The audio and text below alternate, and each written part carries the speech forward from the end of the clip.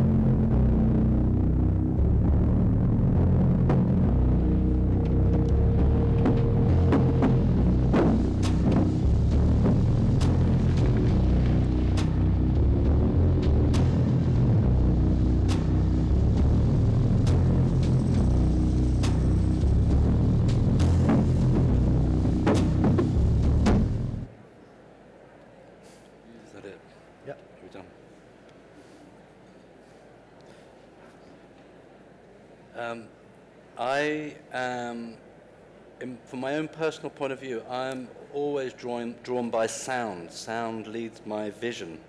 And in your case, I often play your films when I'm sent them, and I play them and I hear them before I even watch them, because there's something about the sound that it just does a magic for me and makes me think about the work in itself. And I often hold up your work as a model for others to use, how they fuse visual imagery and audio and sound and music to create that magic of film and video.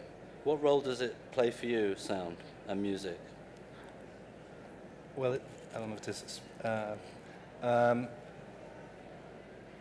I think this film is a bit different because the sound came later. Normally well, actually it depends, it varies. Usually I start either with a place or with a vague idea or with sound. And I think I would like to talk about this video in relation to place rather than the sound, because I don't think it's so relevant in okay, terms for me of it's not, but you know, okay.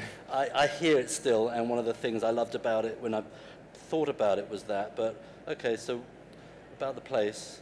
No, because this is shot in downtown Detroit, and I've been to Detroit many times and was fascinated about this shrinking city, and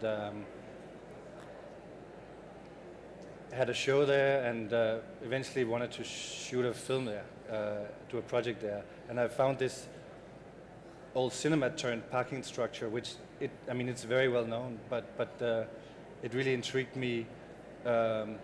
A place, I usually start with convention of a place, and this place has been turned into something else. It's no longer a cinema. They kept the ornamentation, but then they turned it into a 3-level parking garage, and that for me started some kind of, it intrigued me, and then from there I developed the idea of I didn't know from the beginning that it should be 5 African American women that should be in the film, but it just came natural that it should be African Americans, because I think 80% of Detroit's population are African American, so that just led naturally to that. And then because it was in a cinema, I was starting to think about representation, and then the black female spectator, and I thought that was interesting. Who do you relate to as a African American woman or a black woman in general? So I then kind of built that story out of that and used the windshield as reference to the CinemaScope. So it all came kind of, it was modeled out of the place. And then actually the last day before the show or something like that, the music came on. So that's why it kind of was added on. Other times sound is the starting point, and it's the communication between the characters. But in this case, it was just very different. So. And when I saw it and knew about it, I mean, I've played it before, but I felt about it being played in this situation here, where it's in the middle of a square and there's traffic going around it, and it's, out here. You know, where it's going to be shown tonight. And I know it's going to look amazing, but it's also, there's traffic going around. Also, we're showing it in Miami, which is, you know, got a very mixed population. So it felt very much like it was somehow echoing the place it's going to be seen. Where, you know, where are you happiest with that kind of work being shown? Are you happy if it's being shown in the cinema, or? I mean, I usually say no to showing in cinema. Only when you invite, I say yes. But because I think there's a big difference showing in a cinema situation or in an art context. If the context is art films, I think it's okay. But I would never do a short film festival, for instance, because I think you watch film differently when you sit in the cinema than when you go to an art context. I think when you go to the cinema, you sit back and you kind of just want to forget about your problems and just take into that other place. And when you go to a museum or a gallery, you're kind of more alert on reading codes and signs. And at least that's how I Yeah, but are you happy feel. if somebody fleetingly walks past it, or do you want them to see the whole thing? I can't control that. That's fine. I mean, I see the film as a row of open moments where one breaks a cliche into another cliche, and then hopefully putting those together and keep breaking. I mean, whether it's about sexuality or power or race or whatever. Hopefully, it will make you question what is it that you're actually watching, rather than just forgetting. But I don't mind that you just see 1 minute. I mean, like here, I don't mind that you just saw 4 minutes of it. Maybe you might, I don't know. But I don't see people sitting in a cinema, sitting back and forgetting, because what I try and do is make it known that it's an artist film, but I see people engaging for the duration but and that's watching. Also, I think when you put that Veneer on the difference top, of watching a Hollywood film. And I guess that's what we've tried to do with the art fair, is that there's this idea of making it different from it just being work that on a monitor you walk past and it's just hidden in the corner of the art fair, that it's actually a feature of the art fair, so that we who show it, we who make it, we who look at it, treat it with a little bit more reverence, because it's very difficult. It's not the usual thing in an art fair to sit and look for a duration. People are walking around. It's a very social experience, and I find my personal take on it, I don't look at art easily at art fairs because I'm distracted by so much that goes on around me. So what I've tried to do is work with the art fair to make it that it's an engagement with the work and that people can really sit and look. And last night we did this screening, and there's, you know, hundreds of people from the city of Miami, from people who've been at the art fair for over 2 hours watching different films, but they really felt like there was engagement with what was shown. So that excites me. I mean, that's what I'm trying to do.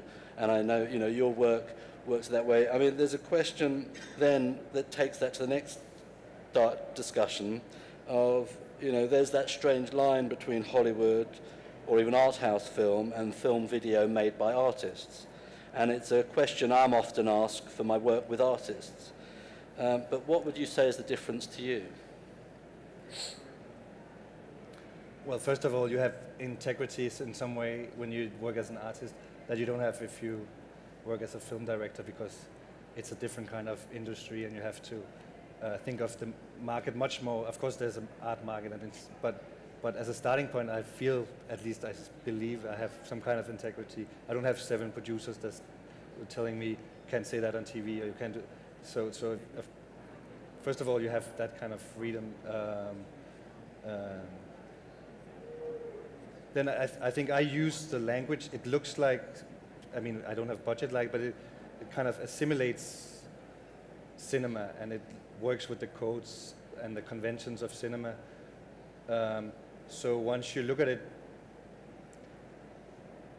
I think that very easily you're lured into that kind of idea of watching. Everyone knows how to watch a film because you've watched a million films, and so you have certain expectations in terms of relations and representation. And of course, cinema is also about making surprises, but they always contain a very closed, stereotypical narratives. So I think I used the superficial language to kind of play on the expectations, and then hopefully breaking with those expectations. I just did a film with with an obese girl in Los Angeles, and I think it's not that Hollywood doesn't create films about obesity, but usually if you do that, or it's about minorities, or it's milk, or it's precious, it's always a tragedy, otherwise it won't work for Hollywood. It has to be a tragedy, the film has to be about the problem of being the minority, or being obese, or it's not about exploring this woman's sexuality, because she has a sexuality as well. It's about how terrible it is to be her, instead of just empowering her in some way. So I'm interested in kind of showing what you usually don't see, and try to. And it's not that I'm not trying to make like political correct films at all, because that would also be kind of uninteresting to me. But I'm just interested in what you don't see, and because there are of course so many angles. Interesting. But could you step over the line if a film company came to you and said, could you make a film with us? Would you step into the line and think, I could work with a big team, with a big budget, and produce something that would be entering that world, or do you feel that you would resist that for your work? I'm not against doing a long film, but I'm against doing a film that's working on the markets of like mainstream markets or Hollywood. I wouldn't be interested in that, because I know the limitations for that. I wouldn't be like an auteur that could just do whatever I wanted. I mean, of course, those exists, but it's so rare. Of course, and you also have indie films. That's a different thing, and art house films. I mean, that could be interesting maybe, but there's commercial. I kind of think you deliver it already with your own work. I don't need more from you. So when I see your work, I see the finished article. I don't see, oh, it could be something else. Whereas there are many artists I know who make their artwork and would love to have a big budget project with a film production company, so that they can actually have something that maybe earns them money or maybe has a life on its own. But actually, your work doesn't. I don't feel it needs that, because I feel I'm already getting that feel. I get enough from it, and I'm being embraced by quite a lot of film production companies. Do you know artists that can do that thing? And you know, there's very few artists that I think already currently deliver what you deliver. But you, I mean, it's interesting to do this program, because I'm trying to create a program that is for the general public and engaging to the widest possible audience. And I'm being submitted works by 100 or so galleries from the fair, and I'm going through works that often are just seen on monitors or in galleries or museums that aren't often thought about in how you're going to show them to a wide general public. And that's it's an interesting process. I have to try and think, because the people watching it aren't just from the art fair. They're not knowing that they're seeing this thing that they want more they want to engage with it. So that is and that program, I really do hope you do come and see it, because you will get a different feeling from just being in an art fair. You will, you know, it is. As somebody who was filming it yesterday said to me, it felt epic, and that sometimes you don't get that feeling walking around an art fair, even though the art fair does something else. And I love that idea of the epic nature of it. Now, you know, on to the next one. You know, where have you seen, well, you know, what situations have you been happiest with your work being shown in? Where do you like seeing your work? Well, I don't know. I did a 2-channel installation in outside Paris in a museum called Maguire, where I had the opportunity to make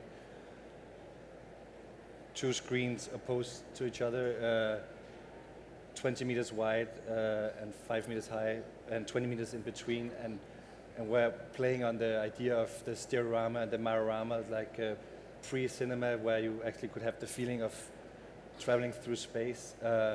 and they were able to set up such a huge installation. So I was very happy about that. I don't know. Yeah, it varies. I can't say like. I know there's a few people here who might want to ask questions. Go on then.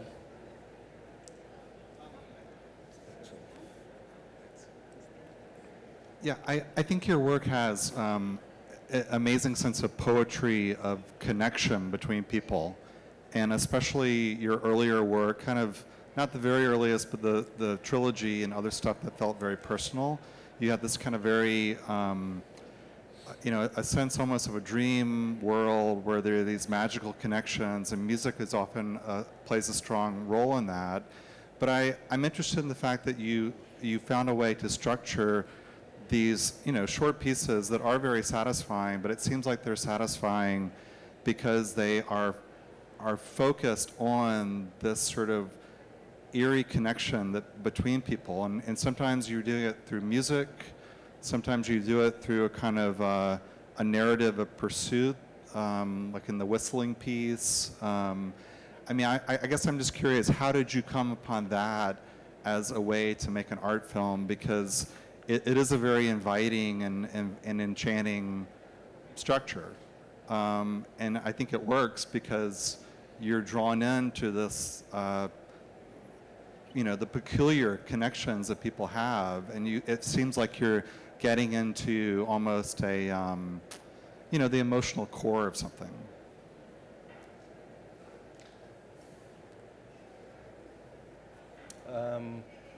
I don't know how I ended up there, but I just know that I started out doing more like happening-based work in the streets of men showing emotions towards each other, like what we call forbidden emotions in a public space, because if you can't control your emotions in a public space, you're kind of seen as weak. But I wanted to play on that, and then actually having the reaction of people seeing it, and in relations to the music,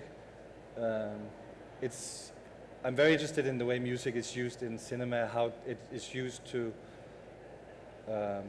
make everyone feel the same, but it's invisible in a way, because you're not supposed to notice the music, but it's just makes sure that you understand the narrative, that you understand that everyone will leave with the same kind of feeling and the same understanding. You understood everything that happened. But I try to use the music in another way, maybe more to confuse, or I mean, sometimes it does the same, but using that both as breaking the expectations. If you like the whistling piece you talk about, it's shot in a old bordello in Copenhagen that then went bankrupt and was turned into a lesbian club. So again, it's a place where they changed the convention. It's still women going there, but now it's just the men are not there. But anyways, so then I don't remember exactly why, but then I wanted to start it, or have this duel between two women and a man, and it should be this triangle of a middle-aged woman exploring her sexuality. And then I wanted to use the whistling because it has many connotations, like man whistling after woman, or spaghetti westerns, the soundtrack, Morricone. And so it starts like you're in the tapestry and you just hear something that sounds like Morricone soundtrack. And then you see the tapestry, and then you go out, you see the dress of a woman, and then you see the neck, and you see she has wrinkles, and then you go out, and so you kind of create this her space, and then after that you break that again. It's not a soundtrack, it's actually her sitting whistling the song, and then suddenly another woman appears, and it becomes the communication between the two, and they're whistling in some kind of duet, and so I guess you can use just that whistling to kind of keep breaking expectations just by that. So you use the sound to kind of build up an expectation, like a dual scene, but then it's like a very emotional duet of two women whistling in this bordello setting. I don't know if it answered your question, but I kind of just have these elements that I've tried to force together, and then at some point they make sense to me. I don't know how I ended in that kind of language, but it's just using the toolbox of filmmaking, I guess, but trying to show or explore something that you don't normally get to see in mainstream culture, at least, because it's about people, white people in the 30s always. I mean, mostly. I mean, of course, there's other stories, but yeah. Is there any questions that I can ask? Anyone? Well, that's. Should we? I don't know. I would like to wrap it up by saying I'm really honoured that Jesper's here. He's come specially. The film. You've got a question there. Go on. Would you like to say? Sure. I caught wind that you might be doing a new project that might not be using actors in a new project, and you're using landscape as a poetic metaphor, perhaps. Could you talk about this evolution in your work? Yeah, I just did a piece that had. You might have already talked about that, but. What, sorry? I came a bit late, so you might have already. No, I didn't talk about it. Okay, good. Yeah, I did a piece in Californian desert. I found an old ruin in the desert called Llano del Rio. It was a communist commune in like 100 years ago. It existed for five years. It was a population of 1,000 people, and was just interested in that place, especially because it's in California. I thought that was kind of ironic, and this guy who made the commune, he actually went to the desert after he almost got elected as the mayor of Los Angeles, but he didn't, and so he moved out with his own little commune. And then water supply was cut after 4 years because they were sued from the farming neighbors.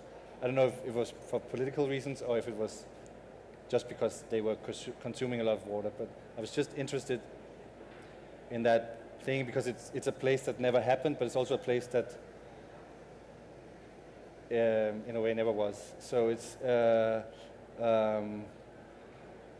so what I did, I just kind of observed it and put these rain machines on and wanted to create this monument of this place that was destructing itself somehow.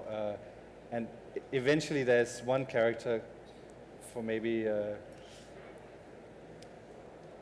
don't know, 30 seconds. I couldn't get totally rid of characters, but she kind of sneaked in, and she's then rebuilding the walls of this deteriorating utopia. So she kind of keeps it like a Sisyphean, I don't know, circle. So it was like in a way, very simple, but a little bit more conceptual idea.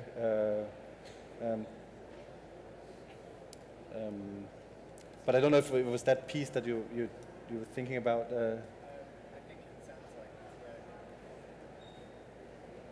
it's So is it? I'm not on. Is it in post production or is it already finished? No, that actually is finished. Yeah, that's actually showing. Yeah, So have you always lived in the States? I mean, since your Detroit project, is that when you moved here, or you've been? I've lived here, lived in New York for 6 years. 6 years, yeah. So you're traveling the States and exploring the landscape here to yeah, I mean, ever since I moved to New York, I haven't shot a film there.